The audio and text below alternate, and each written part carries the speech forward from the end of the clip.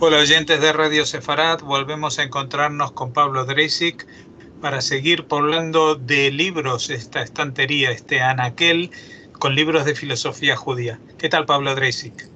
¿Qué tal, Jorge? ¿Cómo estás? Muy Sí, bien. efectivamente.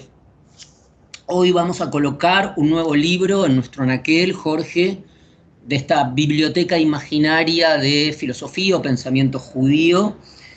Y el libro que vamos a colocar hoy está en profundo diálogo e interviene directamente en una cuestión que nos acompañó desde el comienzo de estas emisiones. Cuestión que descansa sobre la pregunta de qué es o si hay tal cosa como una filosofía judía. Y que también a veces formula esta pregunta a través de la tensión de dos polos, de dos términos, Atenas y Jerusalén. De manera diversa, esta cuestión es la cuestión que anima, y yo no sé, diría más que anima, inquieta, preocupa, altera, en principio, la así llamada filosofía judía del siglo XX, y también la propia historia del pensamiento y la filosofía judía, si estamos autorizados a hablar efectivamente de filosofía judía. Lo vimos en Chestov, la oposición, diálogo, tensión entre Atenas y Jerusalén. Lo vimos en Levinas, entre el Estado del César y el Estado de David. Lo vimos en Leo Strauss. A veces aparece con un desvío hacia Roma en Moses Hess, con Roma y Jerusalén.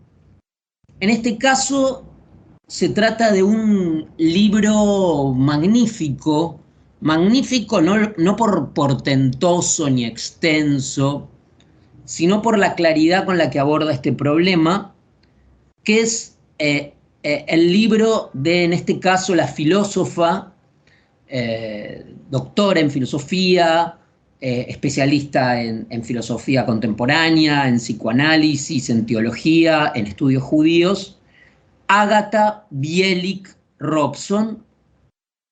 La doctora Agatha Bielik Robson es polaca, es profesora en la Facultad de Teología de la Universidad de Nottingham, en Reino Unido, y también, comenté que era polaca, es investigadora en el Instituto de Filosofía de la Academia Polaca de Ciencias. En Nottingham está en la Facultad de Teología en Estudios Judíos. El libro que vamos a comentar, voy a decir su título en español, quedaría como Criptoteologías judías de la modernidad tardía.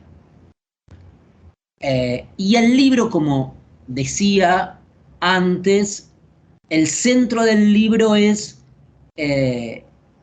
esta situación de la filosofía judía de encontrarse como una posibilidad complicada, una existencia difícil, en tanto que la filosofía se pretende universal por definición, no hay ciencia sino de lo universal, decía Aristóteles, y el atributo de judía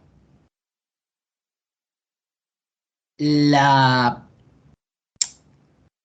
hace descender al rango parroquial del particularismo. Entonces la pregunta de la profesora Bielik Robson es precisamente cuál sería el estatuto de esto que llamamos filosofía judía. tiene validez, es pertinente, es apropiado. Bueno, y lo interesante es que comienza con, casi el libro comienza con un poema, empieza con dos poetas, pero empieza con un poema de Yehuda Halevi, el legendario poeta judío español del siglo XII, que escribía tanto en hebreo como en árabe, y gran defensor de la fe judía contra, entre comillas, la falsa sabiduría griega de la filosofía. Y el poema de Yehuda Halevi, que reproduce la profesora Agatha Bielik Robson, dice: no dejes que la sabiduría griega te seduzca, que no da frutos sino flores. Bueno, sigue. Su resultado es que la tierra nunca fue extendida, que las tiendas de los cielos no se extendieron, que no hay principio para la creación y sin fin a la renovación de las lunas. Escucha las palabras de sus sabios confusos. En fin, lo que el énfasis que va a poner el texto es sobre la clara oposición de Yehuda Halevi al pensamiento griego, al pensamiento filosófico, que no da frutos, sino solo flores, que es atractiva, pero que no da frutos. Y en este mismo poema se opone, el poeta opone la idea griega cíclica, los astros, la luna, lo que se renueva, frente a la idea judía de creación. Ahora, la cuestión es que lo que va a decir la autora es que la paradoja es que Yehuda Halevi elabora sofisticados argumentos filosóficos para impugnar la filosofía.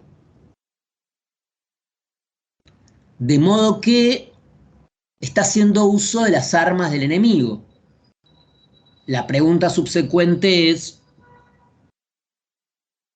¿hasta qué punto el propio Yehuda Halevi, haciendo esto, se sustrae a la filosofía?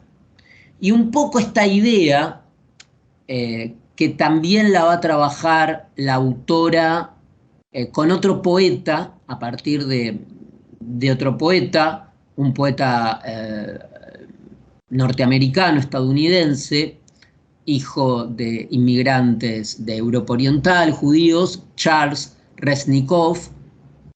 Y Reznikov, en uno de sus poemas dedicado al Cantar de los Cantares, dice: como Salomón me he casado y me he casado con el habla de extraños.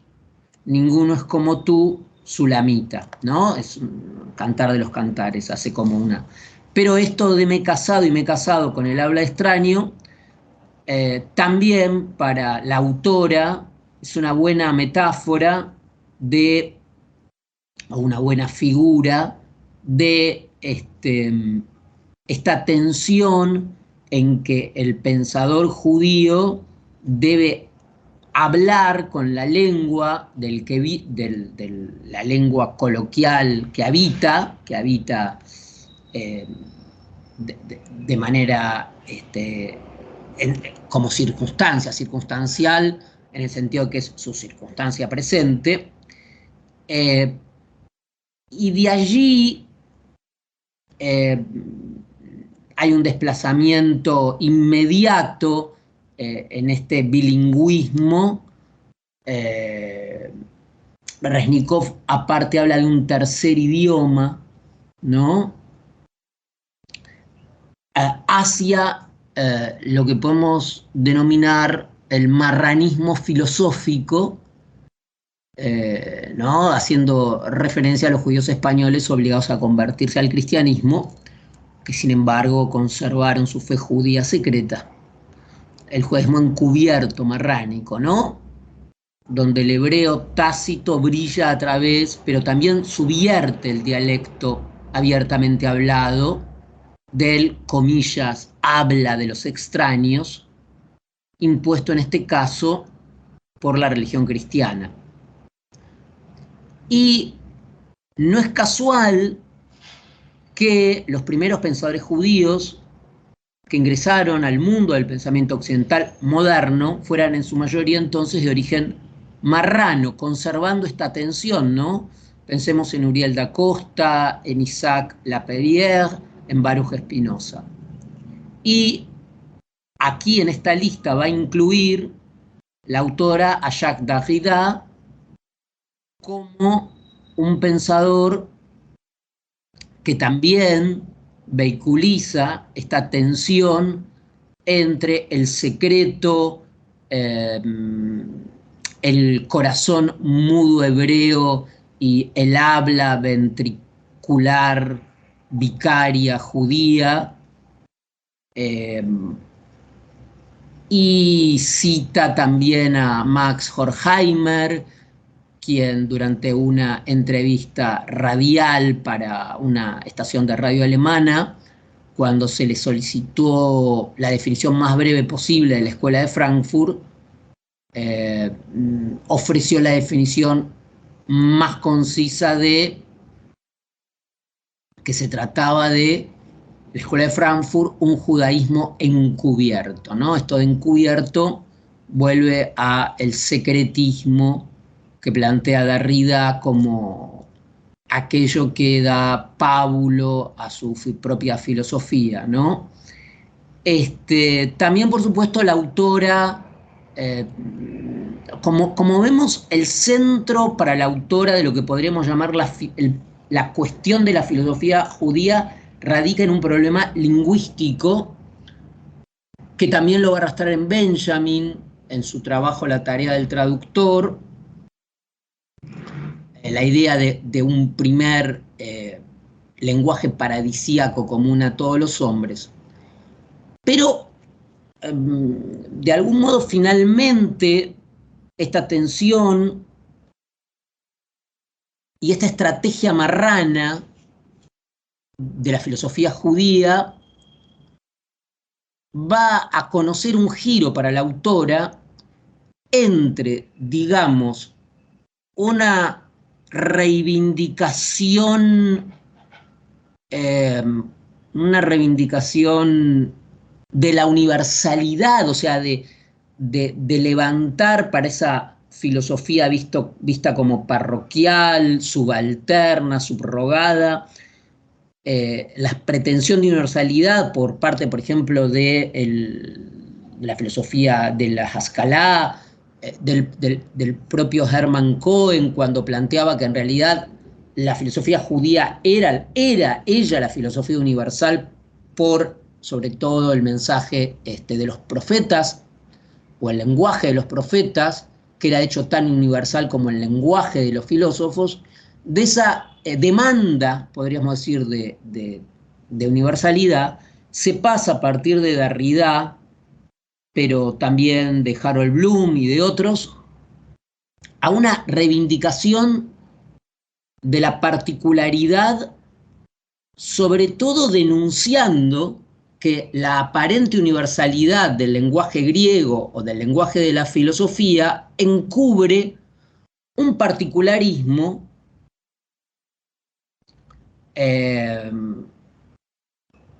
no asumido. Entonces, de lo que se trata ahora para la autora es que el camino universalista de la filosofía judía o marrana, de la cual esta filósofa estableció un linaje, es no ya una reivindicación de la filosofía judía como universal, sino una crítica al aparente universalismo del lenguaje de la filosofía. Así que el libro fue publicado en 2014 por la editorial Routledge y, por supuesto, recomendamos su lectura. Bueno, con esta recomendación te agradecemos que nos hayas acercado a este mundo, el mundo de la filosofía judía, vista también como un fenómeno ligado al criptojudaísmo, que es un enfoque novedoso, creo, ¿no? En ese aspecto. Sí, absolutamente. Y bueno, pues estaremos esperando a tu próxima entrega. Muchas gracias y hasta entonces, que Gracias vaya a ti, todo muy Jorge. bien.